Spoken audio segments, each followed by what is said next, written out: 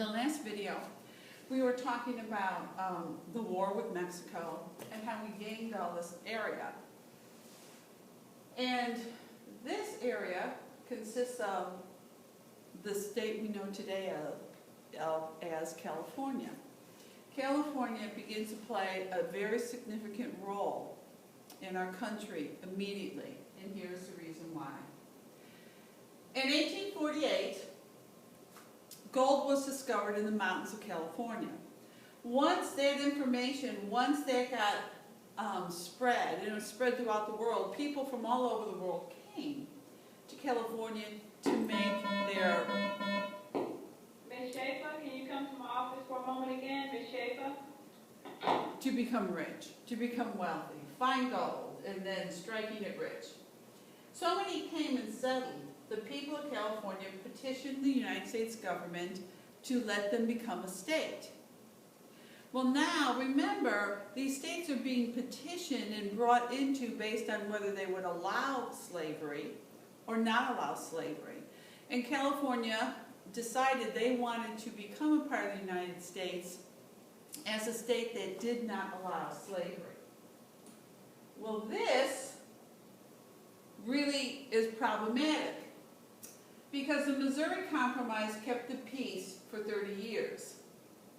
And 6 new states joined the Union, 3 slave and 3 free, in equal number. So you have Wisconsin, you have Iowa, and you have Michigan, they joined in, and here you have Texas and Arkansas and Louisiana. So you got those 3 states. Now, but then in 1849, California wants to be a free state. All of a sudden, this would upset the balance. Now, if they came in as a free state, they would have more representatives in the Congress. They would have 2 more senators in the Senate. And the South began to feel, and there was a growing anti-slavery sentiment that was increasing as territories and states joined the country. So the South felt like, oh my gosh, we're going to get railroaded. They're going to take away our way of life. We are not going to be able to, we're going to be told how we can live, and they couldn't allow that. So Congress comes up with a compromise. The Southern representatives in Washington, D.C. were in an uproar, and so they said, we're gonna work out a compromise. And here's the compromise. This is called the Compromise of 1850, and these are very significant points you need to know. The North and South, when you compromise, each side gives up something. In a compromise, you never get everything you want. Both sides give up something. So as the North and the South, the northern states and southern states negotiated, this is what they came up with. Now, neither side got everything they wanted. What did the North get? The North got California coming into the Union as a free state. And the North also got the slave trade banned in Washington, D.C. So here is the capital established on the equal rights of man and all this, and we have slave markets around the city. Okay? What does the South get?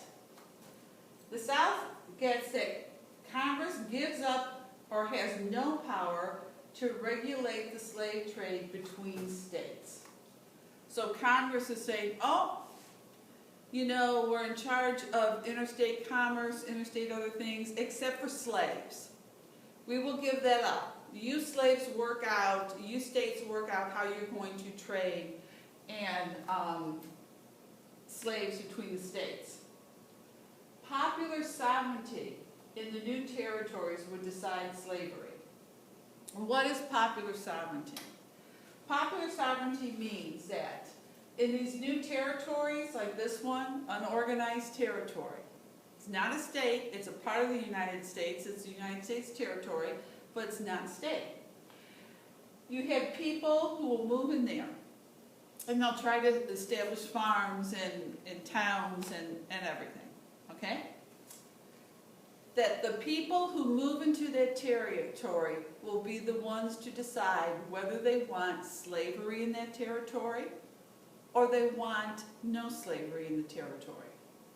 Now, the thing that makes this very different from the Compromise of 1820. Ms. Canton, please, call my office. Ms. Canton, please call my office. And the thing that makes a difference is, in the Compromise of 1820, it was this line right here that said you could not have slavery above it.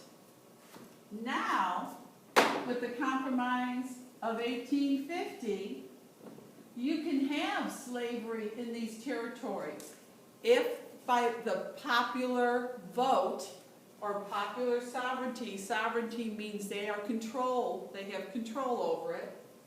If the people who move into those territories vote to have slavery, then you have slavery.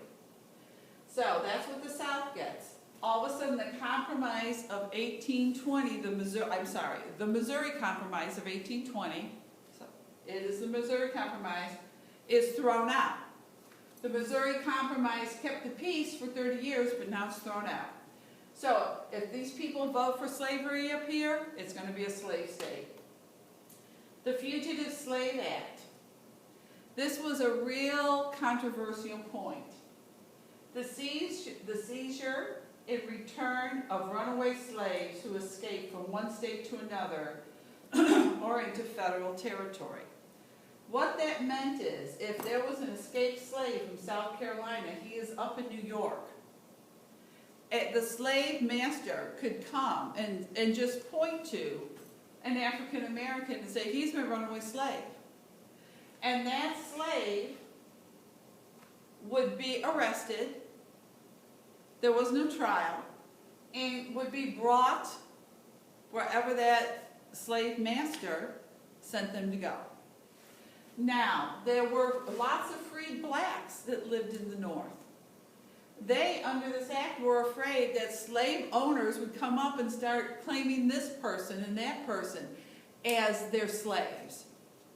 And that freed slaves, men and women and families who had been freed for many, many years or may never have been slaves could be captured under this law. And so the South gets this, the North gets that. Well, especially popular sovereignty and the Fugitive Slave Act really rile up the anti-slavery or the abolitionist movement. The Fugitive Slave Law, government officials can arrest any person accused of being a runaway. You had no right to a trial. If you were just accused, you were guilty of being a runaway slave based on the witness of the witness of the white owner, the white person. So any of these guys, instead of having to pay thousands for a slave in the market, could come up there and start claiming you were my slave and you were my slave. And that's all it took. And the injustice of that really got the abolitionists worked up. So now here we are under the Compromise of 1850. And I want you to take a moment and really look at the percentage of the population that were slaves. A third of our population in North Carolina were slaves. A half, over a half in South Carolina. Look at Louisiana, about a half. There were just a ridiculous amount of slaves in the South, okay? So here are California is a free, all free states. These are yet to be determined by popular sovereignty. So, if you're pro-slavery and you believe in slavery, you may try to get a lot of people to move into this area so you can make this area, a slave state by popular vote or popular sovereignty. And that's what began to happen. Now, one of the things that really got the North to really get involved in the anti-slavery movement, many people, was a book. And we know in today, information is power. To know things is so important. That's why social media is so significant. People can see and know things. And there was a woman, she was the son of a pastor, and President Lincoln said, so this is the lady who really started the Civil War. And what Harriet did was, they lived right on the north side of the Ohio River, and they saw slaves who had run away, and she was really moved by what was happening there. So, she sat down and she wrote a book called Uncle Tom's Cabin. And it's the story of a slave owner selling his slaves, and how one of the slaves to be sold is taken by his mother to run away to the north. The mother did not want to be separated from her son, and she'd rather run than have that happen. This book sold 300,000 copies. You have to understand that in that time, that is a ridiculous amount of books sold.